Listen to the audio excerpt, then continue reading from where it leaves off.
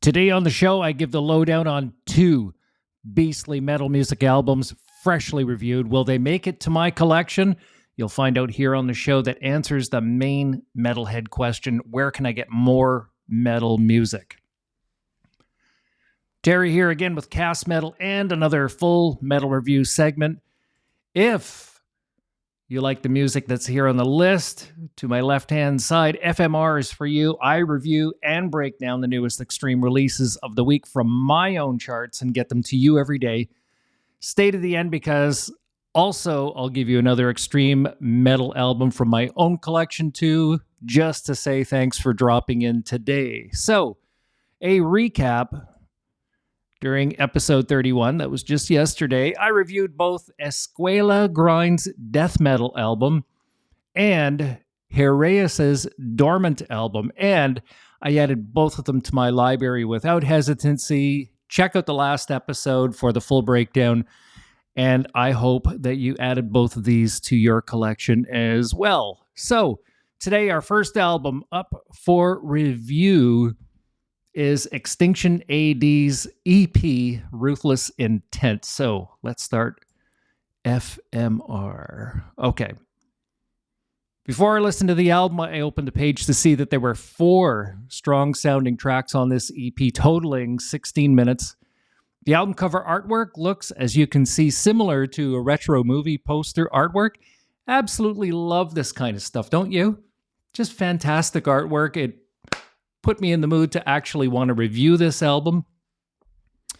And so, also too, there was all of the font work here was very standard looking. So my first impression has me visualizing something pretty heavy. Although categorized as metal in Apple Music, I know that Apple doesn't offer all the categories that we use in our daily metal living lives. So I predict the genre to be somewhere in the range of metalcore or nu metal or groove metal.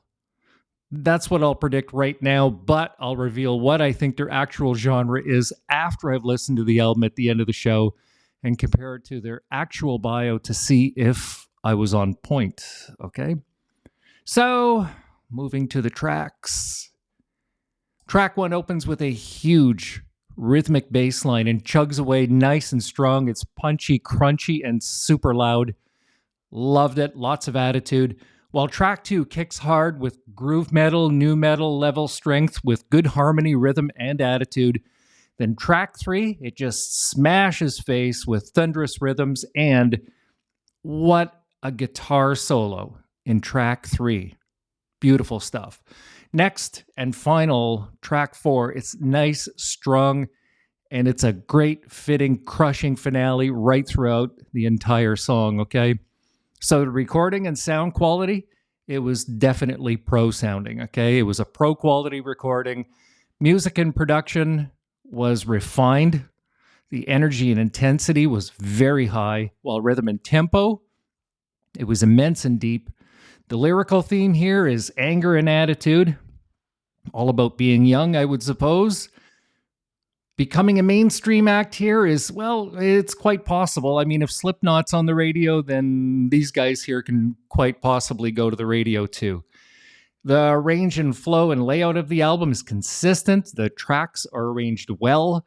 They remind me of a newer Suicidal Tendencies or Year of the Knife or Incendiary, but definitely nowhere near the same as any one of these 3 bands. And I asked ChatGPT, and it says Power Trip, Municipal Waste, or Havoc is what Extinction AD sounds like. Okay, so as far as individual performances, I describe the vocals as intense, clean vocals with fry elements, while the guitars I can only describe as razor sharp with excellent rhythm, great solos too. The bass section was actually the highlight of the entire album with massive crunch, okay? It's very, very present, the bass guitars here.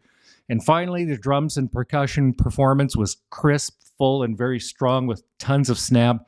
No samples, no extra sound effects or sound bites added in there. It's just raw performance all the way through. General feeling I had during this ride was electric, which led me to give this album a mix of dark and light tonality shades, and the overall color or colors, I think, could be described as yellow with that urgent energy. Lastly, I rated the temperature as hot with a seismic reading of 6.7 on the Richter scale. So I think that I'm going to enjoy this while driving, but I'd better leave the cruise control to do the work, or my foot will probably get heavy. In summary, my predictions from earlier were quite bunk. To be frank with you, I reveal my personal take on their genre is they're a hardcore power metal outfit. But the official bio says thrash, and I'm not hearing thrash. I'm just not. But that's just me, which means that I don't know. I'm not a winner today. So my favorite tracks, well, all of them were equally good and strong. And finally, yeah, this one here, it's going to go into my library. I'm going to add this one here specifically, I think, to my car collection. And so we move on to our next and final album, Upon Stone, with their new album, Dead Mother Moon. So before I listen to the album, I opened the page and see that there were 9 very strong sounding tracks, totaling a full 32 minutes. The album cover artwork, as you can see, I thought was just beautiful. It had the strong blues and whites, which I really, really like.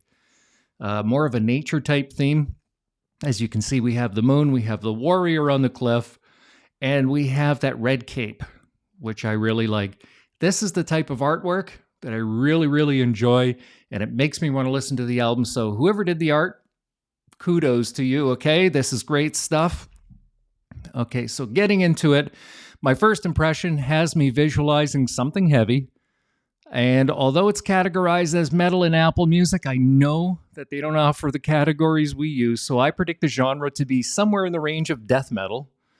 That's right now, but I'll reveal what I think their actual genre is after I've listened to the album at the end of the show and compare it to their actual bio to see if I was on point. All right, let's go to the tracks. And track number 1, it opens strong and fast with crushing thrash metal. It's like a thrash metal, death metal feel.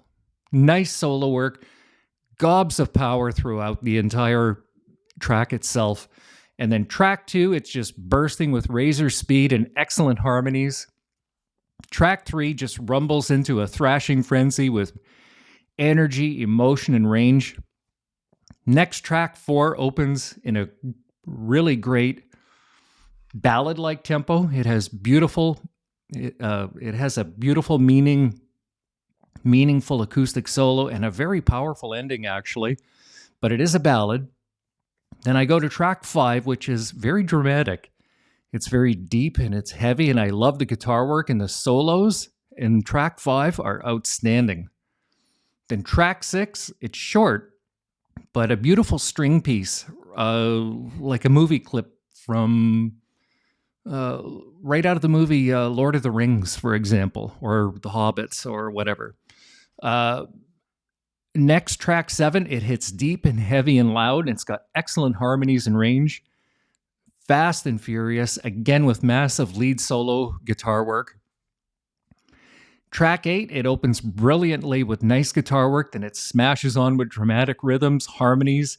It's rangy, thunderous, and it's very stormy, I find. Finally, track 9, it's a fast-charging piece. It's very heavy and deeply rhythmic, and it's on the thrash side of things, but it still has that death metal feel. And then we're moving on here to the end, the recording and sound quality. Sadly, it was distorted and it was hideous. I'm sorry, guys. It was just awful.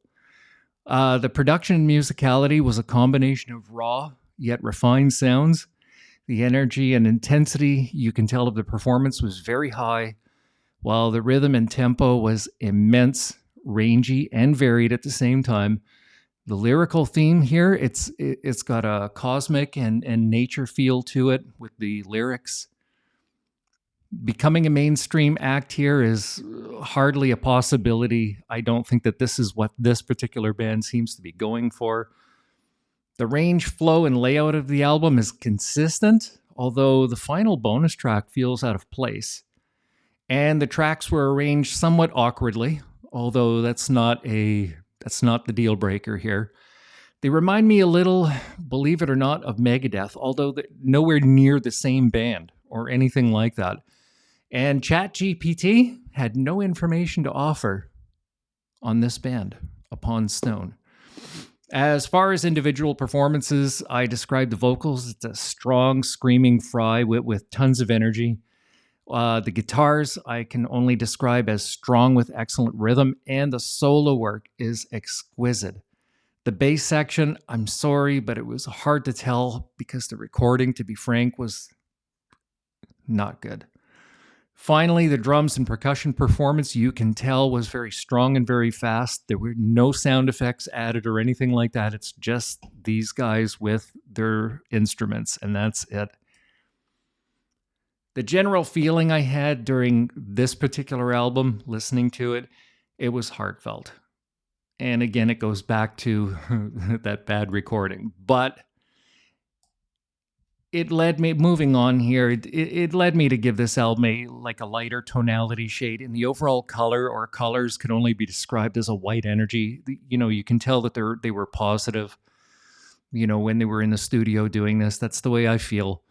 Lastly, I rated the temperatures on the warmer side, ranging from hot and cold. I put them in between, and I gave them a seismic reading of 5.7 on the Richter scale. In summary, my predictions from earlier were somewhat accurate. Okay, I gave them a final reveal genre description as thrash and death metal mix. The official bio says melodic death metal, which I can go with. Okay, so I was about halfway there. My favorite tracks, they were all good, but again, track 9 was out of place. Finally, because of the recording quality, I've decided not to add it to my library. But please, if you're out there and you're watching this review, give them a try for yourself because the music is actually really good.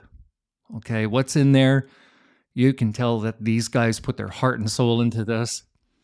And that is basically about it. So, that's it for another episode of FMR. So I dug through my treasure chest and I pulled out Mouth for War, their new album, Bleed Yourself. Mouth for War, Bleed Yourself. That's just for you. I reviewed them not long ago. It was an excellent album.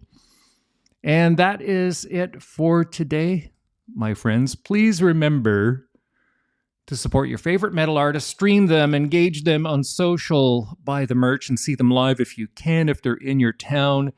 And join me again soon for another episode of FMR. And finally, please hit that subscribe button because metal music matters. Then set up notifications so you can get your new album recommendations right here first on FMR. Take care, everybody.